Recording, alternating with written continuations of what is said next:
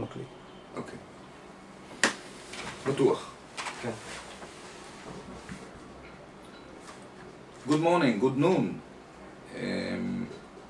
This is Gabriel Raam. Today is the 15th of July 2009. We are present, me, Danny, and a cat, which is sitting like a human being. Danny, can you film her?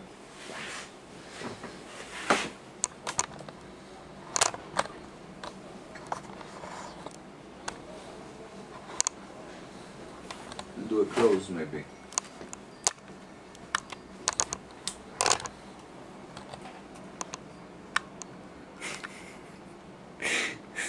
But real close. Yes. Basically, she is participating in this quietly. She's sitting in deep meditation. Is she visible? Yes? Yes. Okay, right. I think maybe it's enough. It's enough.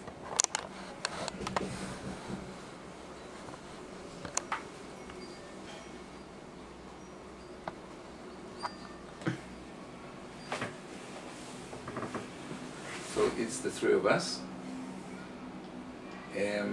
Right. 15. The ancient masters were subtle, mysterious, profound, and responsive. The depth of their knowledge is unfathomable. Because it is unfathomable, all we can do is describe their appearance. Watchful, like men crossing a winter stream. Alert, like men aware of danger. Courteous, like visiting guests. Yielding, like ice about to melt. Simple, like uncarved blocks of wood. Hollow, like caves. Opaque, like muddy pools. Who can wait quietly while the mud settles? Who can remain still until the moment of action?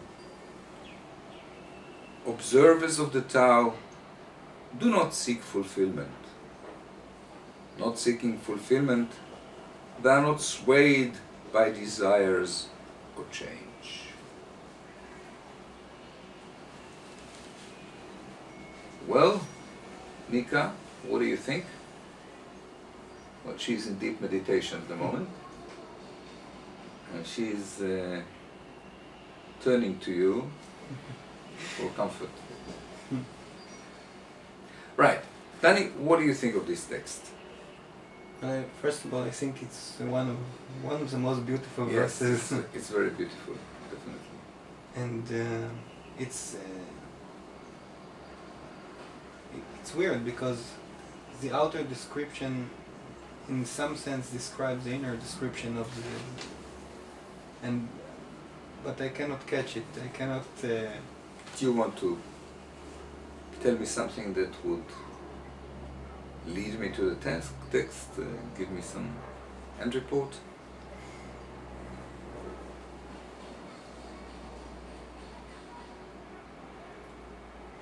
I think the last sentence is Not seeking fulfillment, they are not swayed by desire or change. Yes, this sentence is, I think, most people that I know that are going in spiritual paths are very much they want to change. Mm-hmm. And they are very anxious to change, and they don't like the way they are. And I think this something is very. It describes if somebody doesn't want to change and is whole with himself. Well, he's not talking about change, he's talking about fulfillment. Yes. Fulfillment and change are not the same thing. But anyway, I think that this sentence, not seeking fulfillment, they are not swayed by desire or change, for change. Actually, you're right. Desire for change, this is what you're talking about. Yes. Wanting to change. Okay, I see what you mean. I was looking at fulfillment. Okay. they don't wish to change. Yes. Right. For me, this sentence is a sentence that has been said several times in the Tao so far, not to let desires sway you. The person of merit, the sage, do not yield for a desire. He's not letting desire affect him, so this is not a new sentence. Yes. It's interesting that this is the last sentence, and maybe we'll come to it later on. Okay, so let's see how I can open this text. But apparently it's quite simple. The ancient masters were subtle, mysterious, profound, responsive. So it seems that he's looking for the ancient masters as examples, like we should be like them. And he's giving examples how they were. Yes. So we have two things here. Master, whatever a master could be, because he's got several terms. He's got a sage. And what other terms does he have? Do you remember? Sage and the master. Sage and the master. Master means mastership, mastering something. Ancient masters, so it's not old, it's ancient. So what we can learn from this, that maybe those masters, we don't have them anymore because they're ancient, they belong to other times. Maybe their qualities are not so present, and if they're present, they're very rare. This is what we learn from ancient. Yes. Perhaps it got lost. Yes. And, to master something is to have it completely under your consciousness and control. Yes. Masters of what? We do not know. Because basically what I'm trying to do is trying to understand the text by the way it is written. Yes. Because anyone can hypothesize about a text, but it's difficult to really do hermeneutic interpretation, deconstructing the sentence by finding out how it is built, and from the way it is built to try to get to the meaning. Yes. So the ancient masters, they were, he's naming 4 things. Subtle, which means not very apparent, and doing things in a quiet way, Yes. not seen way, semi-seen. Yes. Mysterious, which is again there and not there. Yes.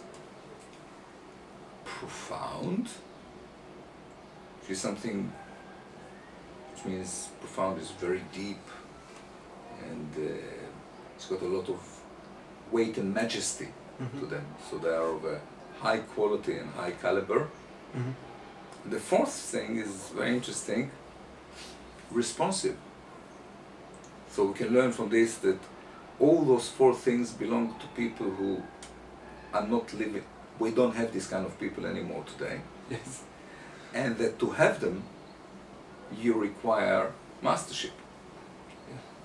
So it seems that he is looking at these 4 qualities as something which is very, very rare, and to have it, you need to be a master. So well, let's say it again. He's saying it's very rare and very difficult to be subtle. It's very difficult, very rare to be mysterious. It's very rare and very difficult to be profound, and very rare and very difficult to be responsive. This is the 4 qualities. And the question is, why these 4 qualities are so important? Yes. And I really don't understand the responsive part. Well,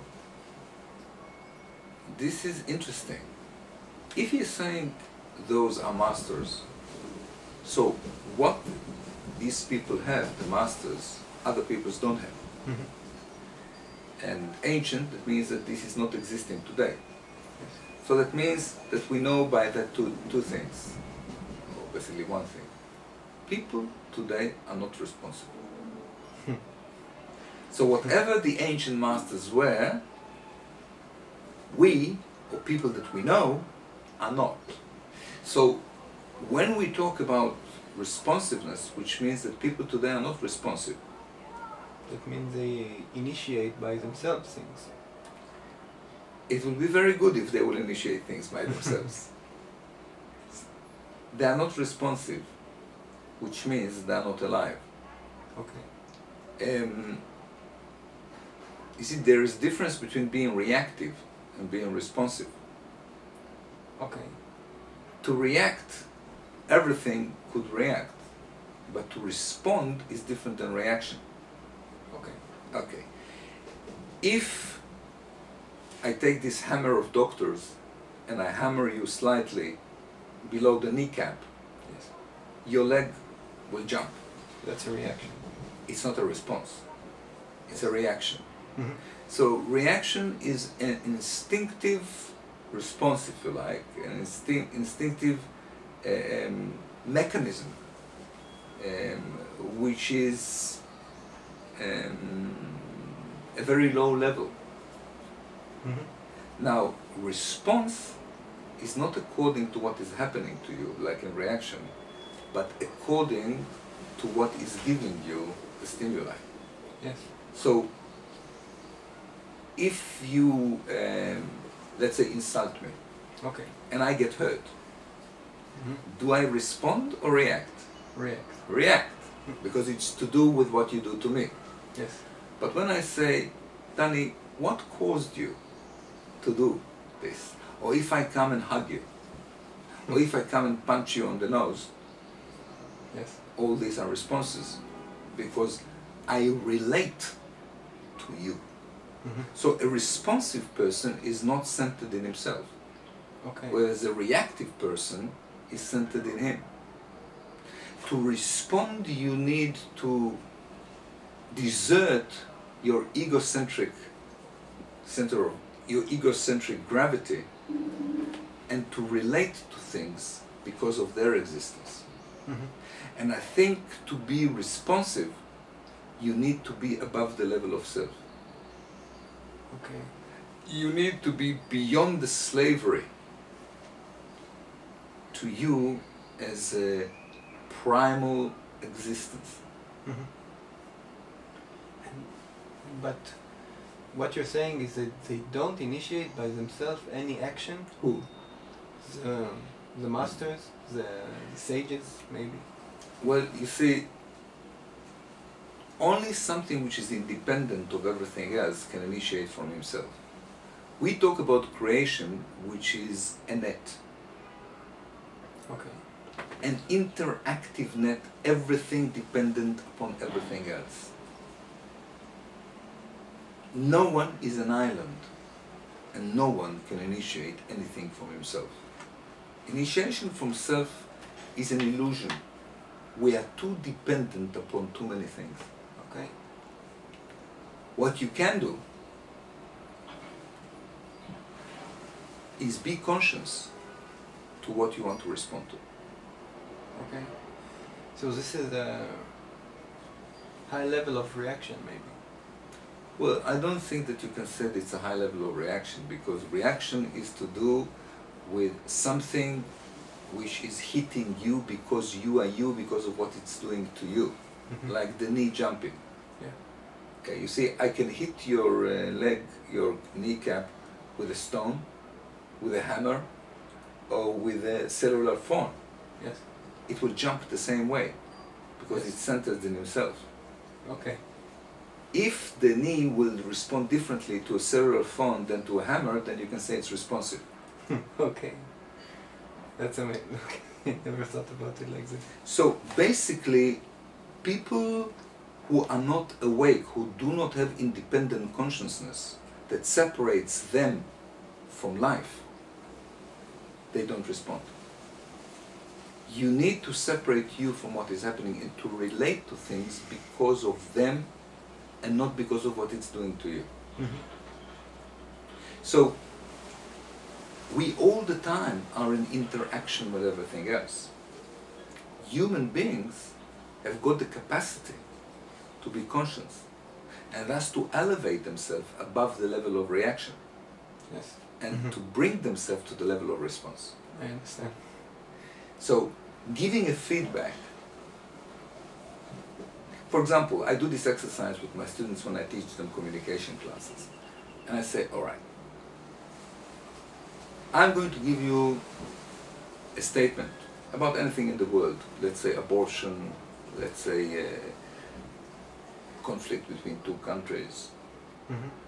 and all the rest of it. And then I say my view about this. Let's say to do with abortion, my view that abortion is good. Mhm. And then I said to the person, give me a feedback. Now feedback is a high level of response. Yes. And then he says, well, I don't think you're right. Mhm. And then I say, is that a feedback? No, it's not. It's a reaction. Yes. Why it's a reaction? Because it's an opinion. So if you feedback someone, you respond. If you give an opinion, you react. Mhm. Opinion is self-based. Doesn't matter where the person is coming from when he is saying that. Doesn't matter what he means when he says that. What's important is what it hits in you. Yes. So I think that human beings should elevate themselves to the level of response above the level of reaction. I understand. Which means that most of our lives we react because we don't see ourselves as an interconnected net.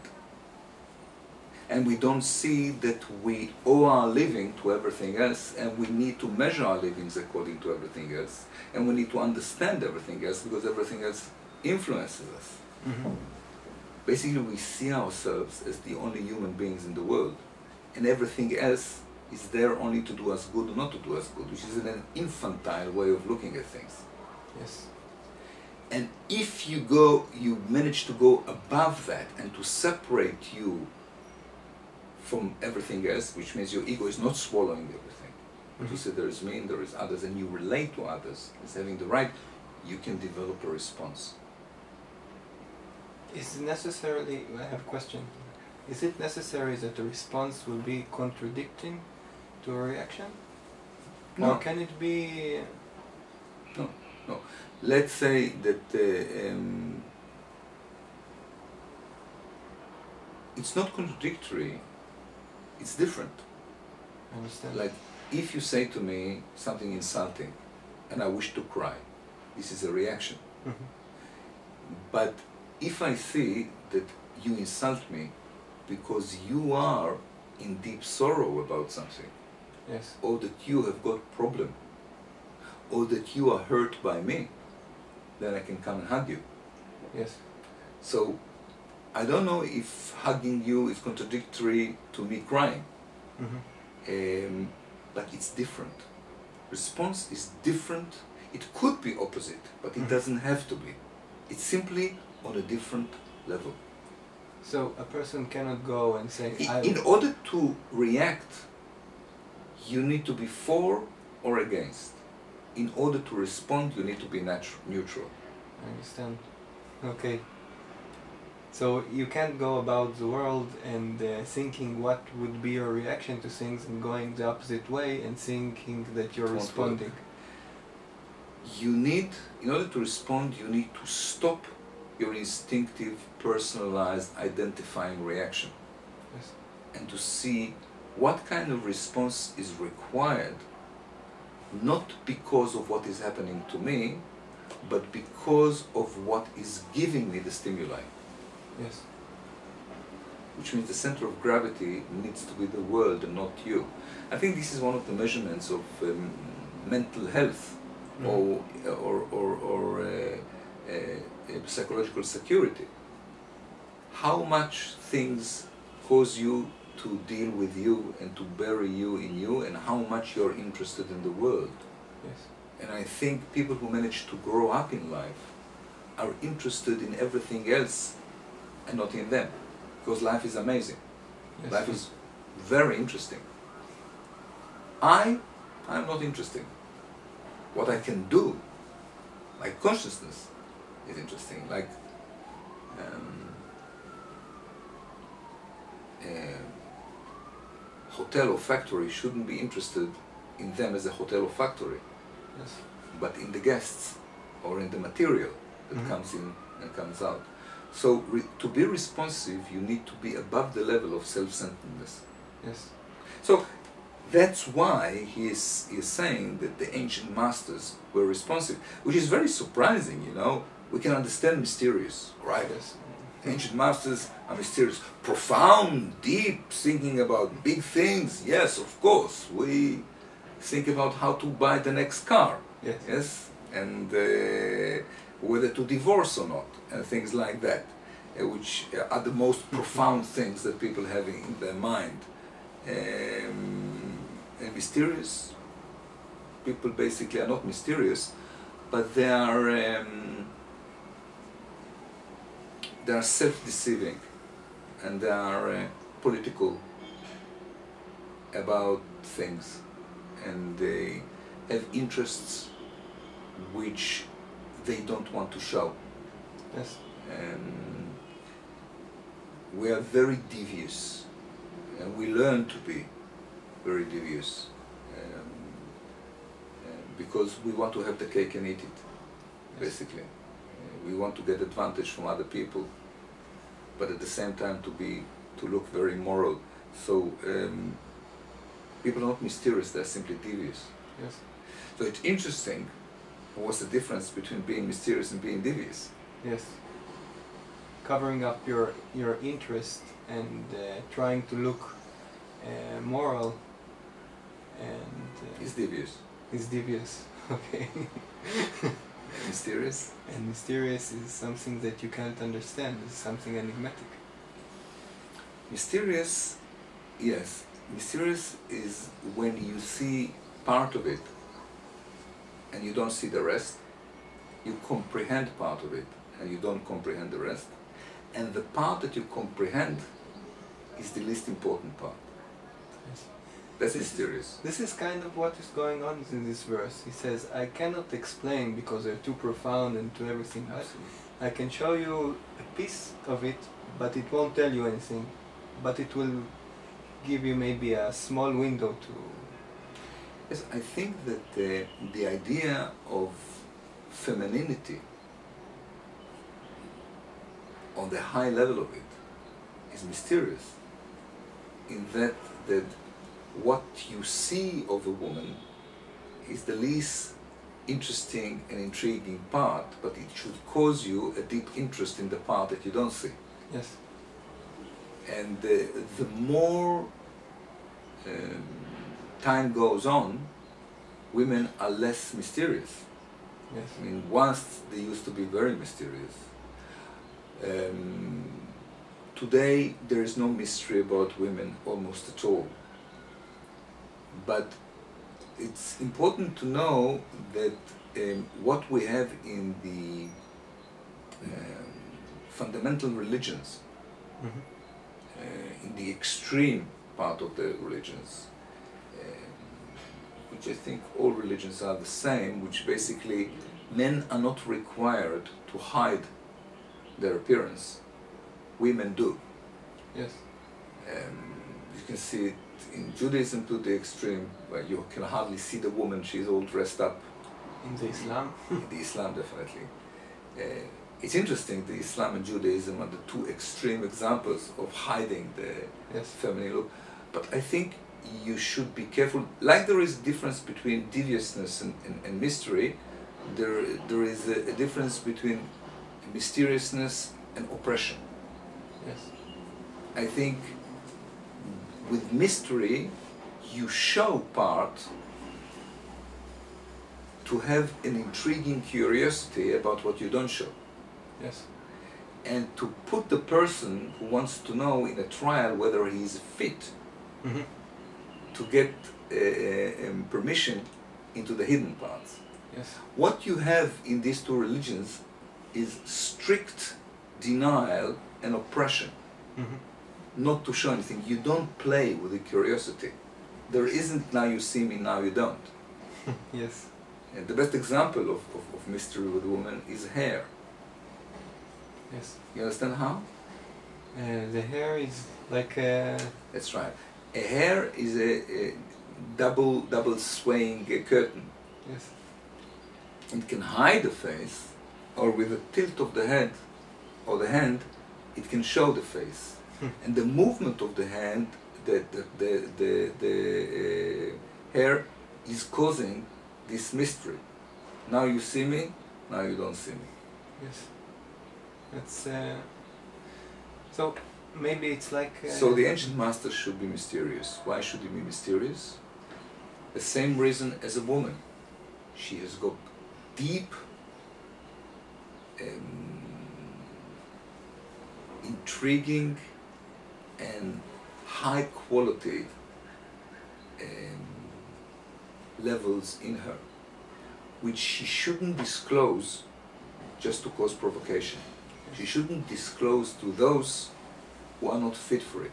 So mystery is a kind of selective filter. Yes. And according to your right approach, the filters will open and will show another part. Mm-hmm. So actually the only way to keep deep esoteric secrets is to be mysterious.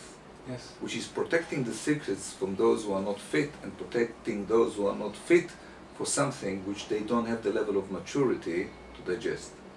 So you're on one hand you're mysterious, and on the other hand you respond to Well, the to whole right idea- stimuli. Sorry? No? You respond to the right stimuli. Well, mystery has got duality in it. Yes. And the duality is to allow and not allow according to the one who approaches. Okay.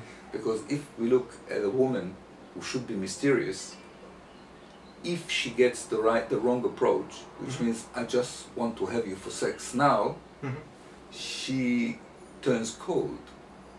Yes.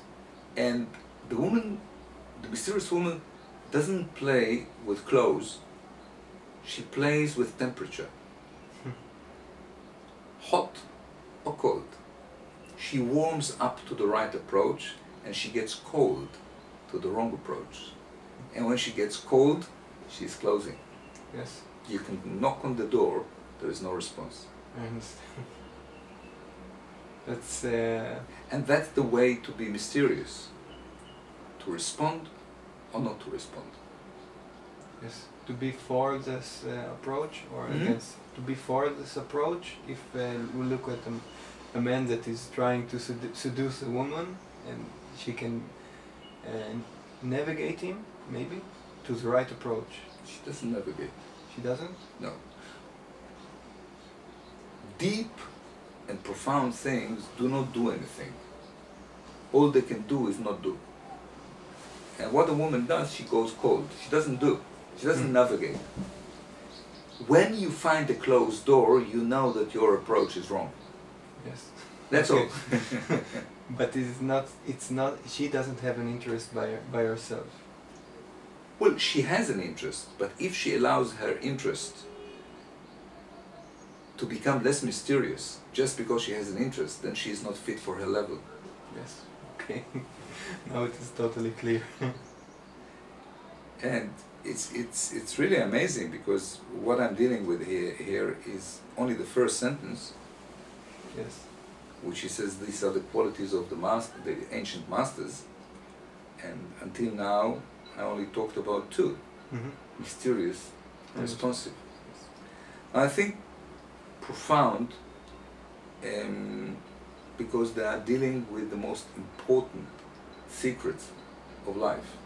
Yes. With what humans are here for, what is the way to be, what is the way to grow, how to deal with the highest aspects, what is the soul, things which are beyond the scan, outside of the scan of most human beings who are interested just in getting out of life what will cause them the best pleasure and the least suffering.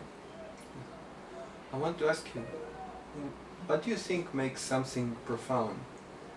what is the quality of something? I also have a feeling that you can say the same thing one way in a profound way and one way in a very shallow and very cliche way. Can you give me an example?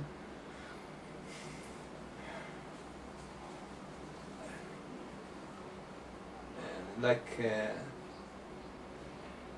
love your brother like you love yourself. You can say it in a profound way, or you can say it in a very, I don't know, I'm saying it because I'm trying to be moral and I'm trying. But I thought you would give an example how you can say it in a profound, not profound way. Well, if it's difficult, then I will respond anyway. It's difficult for me, I can't. Well, I think your difficulty comes from the point that being profound is not to do.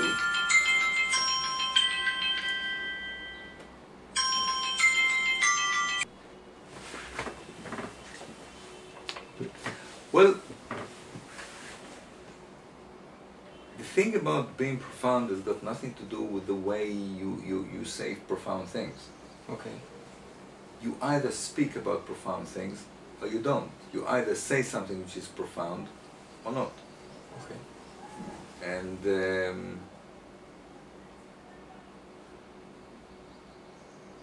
when you speak, for example, about, I'll give you one example, about the fact that human life here upon the planet is a tragedy. I think it's very profound. It's not easy to comprehend. It's beyond the perception of most people. Yes. And it's got something, it opens a whole new way of looking at human beings when you look at it from the standpoint that the life of everyone in the end is a tragedy, just because of the fact that we die. Yes. It's difficult to comprehend it, but when you do, it widens your consciousness. And you touch upon things which are usually hidden. That's profound for me. I suppose I can give better examples, but that's the example that come to my mind. So usually the profound things are dependent on the level of the consciousness of the person. So the higher, the wider, and the deeper your consciousness is, the more you are in touch with things which are profound. The more limited is your consciousness, the more you are dealing with things which are shallow and are self-understandable. Yes. So would you say that profound thing widen your consciousness view? No. I would say that your consciousness view allows you to deal with profound things. I understand.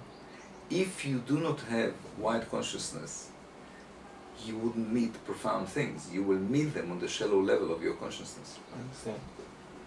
And saying profound thing is not training to widen your consciousness. Definitely not. If you give to someone with a shallow, narrow and limited consciousness to say profound things, it will be not profound. Okay. Because he will miss the powerful impact which is there. He will just spit it out like a machine.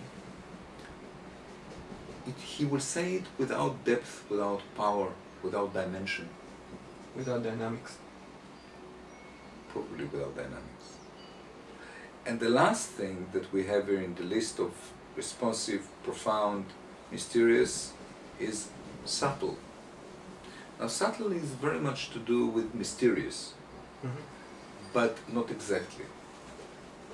Mysterious is to be with the way you present yourself.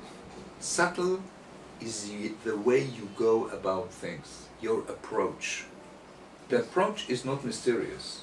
What is mysterious is if someone wants to get to you, you find mystery. With subtle is the way you go about things. Mystery is about how other people approach you, what they meet.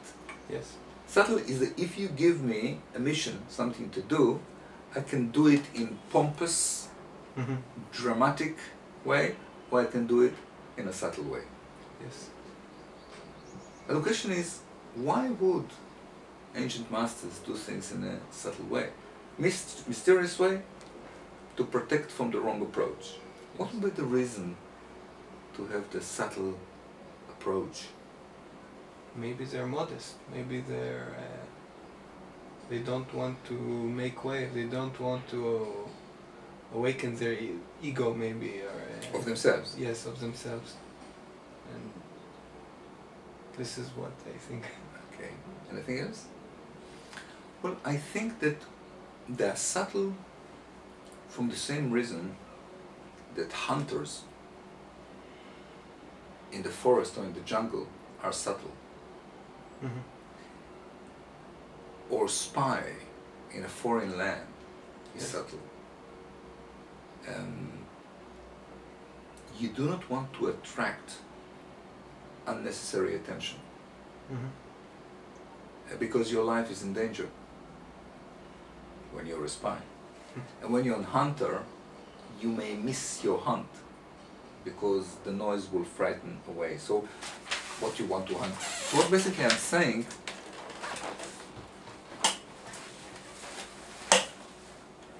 the ancient masters need to be subtle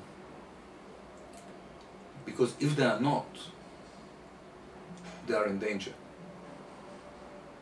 Maybe Jesus is a good example. Jesus is an excellent example.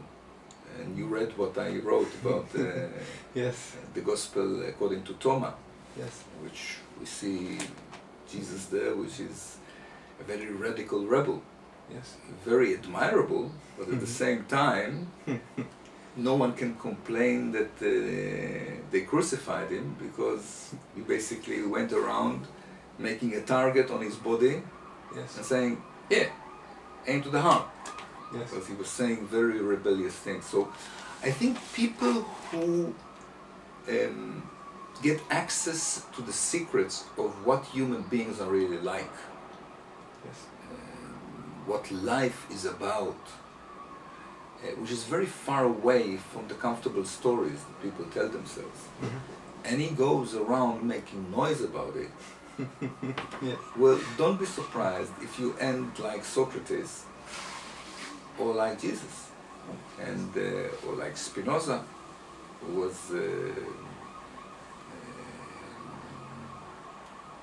exercised out of the Jewish religion. Mm-hmm. The more you are in contact with high, profound things, the more you are outside of the normal stream of life. Mm-hmm. The more you present a threat upon the normal way of going on, and the more you should be subtle. It's a self-protection device. I understand. And the higher you are, the more you are a master, the more you should be gray. Maybe because when you are a master and you're a sage and things like that, things that you do have a lot of power inside them. And if you don't regulate it, it will explode in your face. So you give now a different reason. Yes. You talk about subtle because of what you can do to you. Yes. I talk about subtle because of what the world can do to you. Yes. Is there any reason why you prefer to talk about subtleness, that you will not damage you, and not the way I present it, that the world will not do you harm? No particular reason, I think. No particular reason. But maybe... So you're saying that a master of the realms of the Tao, the realms of spirituality, whatever, Yes. if he is not subtle and if he is dramatic and pompous, Yes. he is not handling his own power Yes. carefully, and he can explode. Well, I think you're right. I think definitely the one who handles power, who has a lot of power, needs to handle it with care, but I don't think it relates to the word subtle. I don't think the term, I need to be subtle with my own powers. Mm-hmm. Basically, subtle is the way you go about things, Mm-hmm. not between you and you. You should be wise. Mm-hmm. You should be self-controlling. You should be conscious. Yes. I wouldn't put the word subtle I to understand. do with your power. Mm-hmm. Subtle is an approach. Yes. And when you do things and you've got something you can lose, or if you are vulnerable, then you should be subtle to hide the fact that you are vulnerable. I'll give you another example. Thieves should be subtle. If they are not subtle, they will be in prison. So whenever you do something which is not highly legitimate, you should be subtle.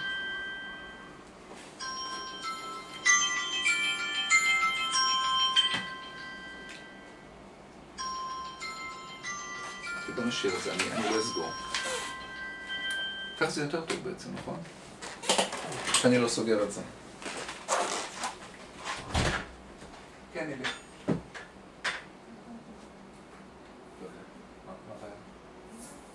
את צריכה משהו? מתי אנחנו מסיימים? עד 2, משהו כזה. את צריכה משהו ממני, אלי? בטוח? כסף? כמה? אתן לך כל מה שיש לי.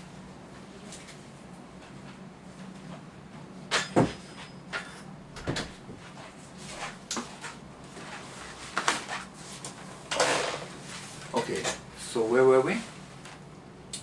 About who needs to be subtle and why. What do you think?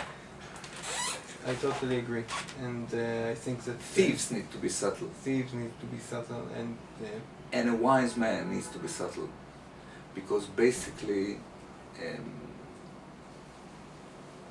wisdom and telling the truth about things could be dangerous to the one who tells them. yes, It's explosive. and And if it's not explosive, it's not really truth. maybe it is also can do harm to the people who listen to it. If they are If they not, take it personally, yes. if they take it personally, it's That's why. That's right. So you should. But you see, yeah.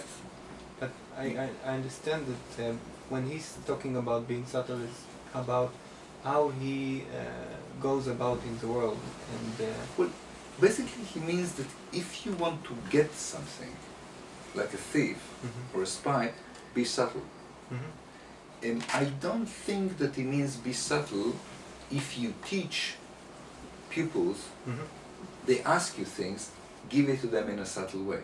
yes, I don't think that the truth seekers should be giving subtle, in a subtle way, because then they can miss it. yes, I think truth always should be told to those who seek it in the most clear and crisp way possible. But with it, to give to the pupils all the love and protection and the warmth possible to make them feel secure and to give them the tools not to take things personal. yes, But you see, truth, you either show it or you don't show it. As far as the outside world is concerned, don't show it. But because you are full of truth, you can't not show it. You can't not be you. So the only way which is left for you is to be subtle. You're not subtle because you want them to discover it. It's because this is the best way you have to be who you are and not to show it. yes, With mysterious is something else. With mysterious you leave a door open for the right approach to come in. With being subtle you don't want to be discovered. yes, But you can't cover yourself better than that. yes, Are you with me? yes. I felt a contradiction now between being subtle and being mysterious. With being mysterious you want to be discovered. It just depends on the right approach. Yes, With being subtle, you don't want to be discovered, but this is the best you can do, be subtle. I understand.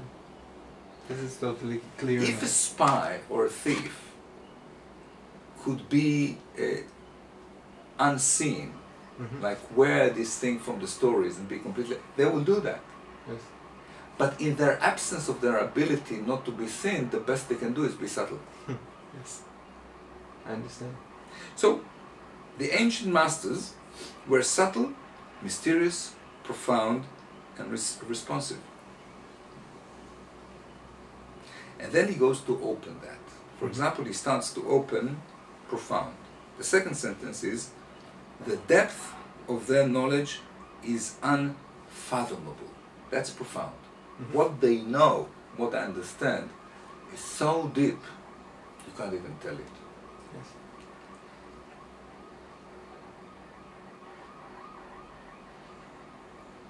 And then he goes, because it is unfathomable, all we can do is describe their appearance. So the ancient masters are profound. But people from the outside can't go to that depth. So they only describe. What do they describe? They quote sayings. Yes. They copy the way he sits. Okay. They copy the way he walks and call it sacred dancing. They repeat sentences that he repeats. They do ceremonies out of the places that this master have been, because he has been there. They do ceremonies at his grave. All this is to do with describe the appearance. So unless you develop to the level of the profoundness of the ancient master, all you can do is describe the appearance. Yes. And this is mainly what is being done with the teachings of great masters. You do not go to the level of profoundness of the master, you describe the appearance. Yes. I think very hard truth maybe lies beneath, and very deep and profound things that cannot be understood by lower levels of consciousness.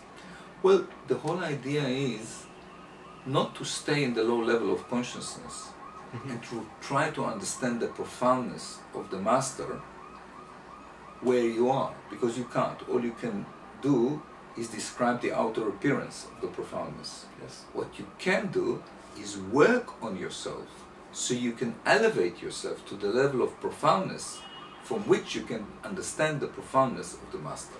Wow, that's crystal clear. So he's saying all we can do is describe their appearance. So he's talking about the profoundness. And then he's going back to talk about the master, the ancient masters. He's got some beautiful sentences which are mainly describing these qualities of mysteriousness, subtleness, and responsiveness. Watchful, like the man crossing the winter stream. So the master is very watchful. Yes. Like crossing a winter stream which is very, very wide, and he is measuring each step. So the master is very conscious of the way he handles himself, the way he moves around the world. He knows that any moment he could be swallowed by the antithesis. He knows that the fact that he is a master, the world around him is in turmoil. Yes. And things are very chaotic in the world. And if he doesn't want to be swallowed, he needs to measure each step he takes. He knows he cannot repress maybe what most people do, and say that most people think they're going to live forever, and that if nothing bad will happen to them or to the people they love and everything. He hasn't got this. He knows that human life maybe is a ongoing tragedy, and any moment something can happen, and he's... Any moment something can happen. He's watchful. He's watchful. He's living all the time on the threshold of danger. Yes. Now, for most human beings who are not ancient masters, it's too much for them to think that every moment a danger could erupt, because it will cause them to fall into very powerful emotional insecurity. And because they didn't master their emotions, they can't comprehend the idea that any moment the worst can happen. Yes. So they deny it. And denying it causes them to be not watchful. Not being watchful will cause them to fall into the winter stream. Yes. So he's watchful. Then he's alert. Alert like a man aware of danger. Yes. So this master, who is mysterious, profound, responsive and subtle, is all the time on the edge. He's living all the time like a commando fighter, Yes. surrounded by enemy. Alert like a man aware of danger. And then he goes to the other extreme. Courteous, like a visiting guest. Yes. So you can be alert and watchful, but this can cause you to be a wild animal. Yes. This can cause you to be harsh and aggressive. And immediately he's saying, yeah, watchful, alert, danger, all right, but he's courteous. Yes. And courteous is much higher than being polite. Because being polite is taking the etiquette of how you should behave and adopting it artificially. Courteous is actually giving the most human attitude for other people, considering their space. That's called courteous. You can't be courteous of a person, you can be courteous of the space around him, allow him to move freely within the space. He is allowing. So the fact that he is in danger, and the fact that he is profound, and the fact that he is responsive and mysterious and subtle doesn't cause him to forget to be a human being. Yielding like ice about to melt, which means yielding, he's giving free. He's soft. He is mysterious, but he is yielding to the right approach. He is not stingy. He is not hard upon what he has. Like ice about to melt. He's still ice. He's mysterious. But any moment he can melt when he gets the right approach. So this man has got so many facets to him.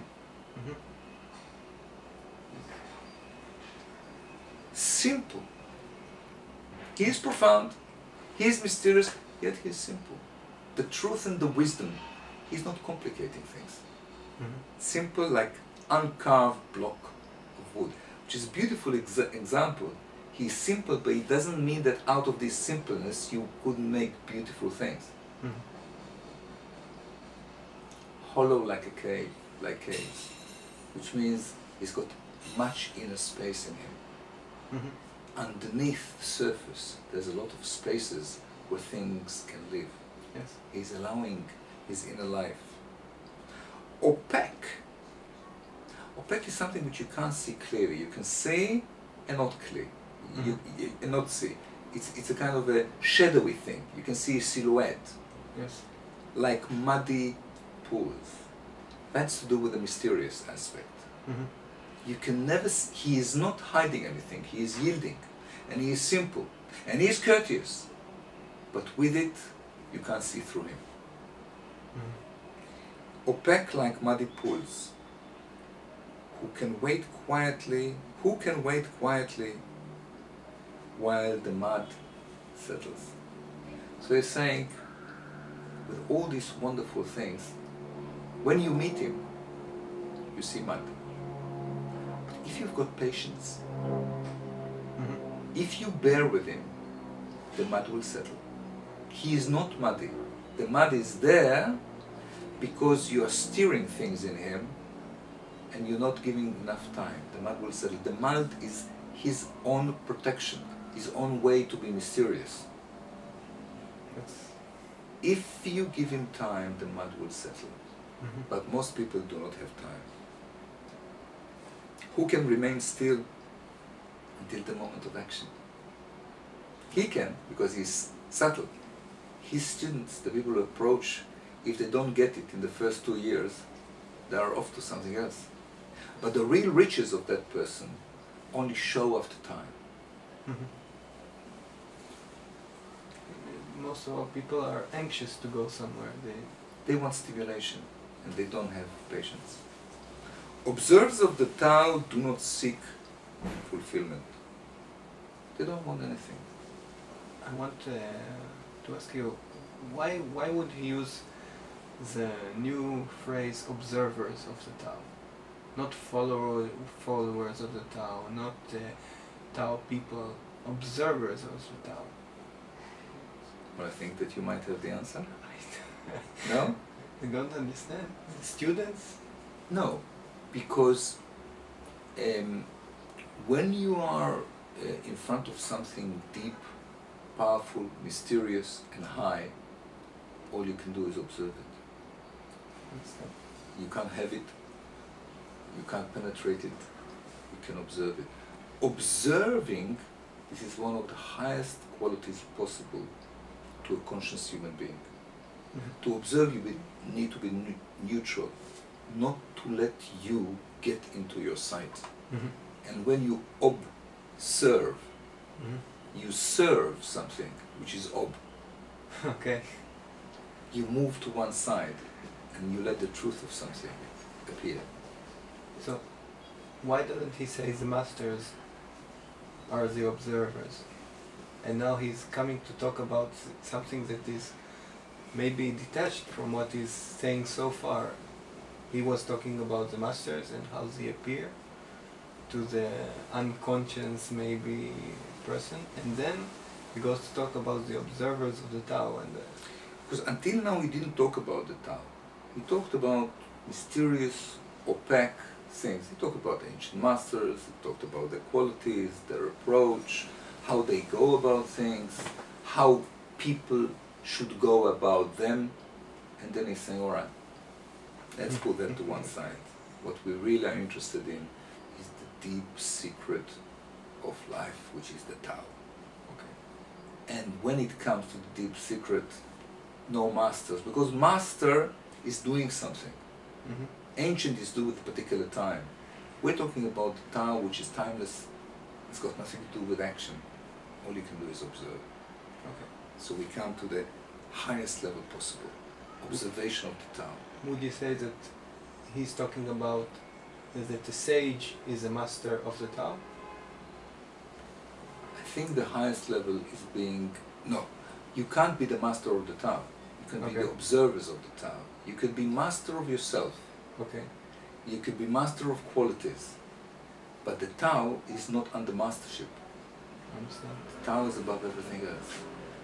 And basically what he's doing, he's actually have got two separate parts until observers of the Tao and the last two sentences.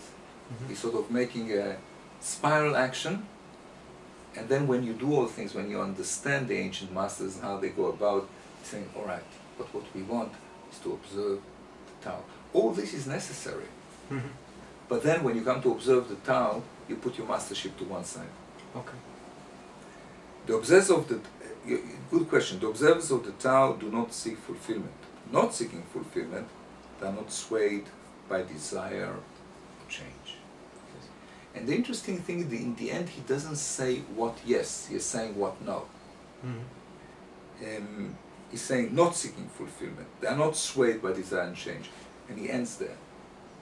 Yes. So basically he's doing all that to bring the master to a point of unknown. Because the highest thing that you can come to is stand in front of the unknown of life and just let it be. Yes. Not crash maybe emotionally under the pressure. After everything is said and done, you can be in front of the unknown and let it be. Yes. And he's not saying what yes, he's saying what no. And he's letting what yes appear out of what no. The yes is the unknown. We stand in front of the unknown. I still feel that the last two sentences are the connection between the first long part of the verse and the two last sentences is unclear for me. It's unclear. And he's not connecting it. He's putting everything until the last sentences, and then he puts the last two sentences to let it settle. He's not weaving it. Okay. He's just putting it like that. So He's causing a mystery. why was he doing it? Why was he? Why would you think that Lao Tse write a lot of things? It's like I would say, talk about cabbages and cucumbers, and then I would say man is mortal. Okay, I'll tell you. Because he's stupid. He's fool. He's an idiot. I'm completely shaken. But why would you say something? Because what you want to do is to put these things into rationality. Okay. You're saying this is not rational to me. Yes. I've learned my lesson. Okay, this is the end of this session.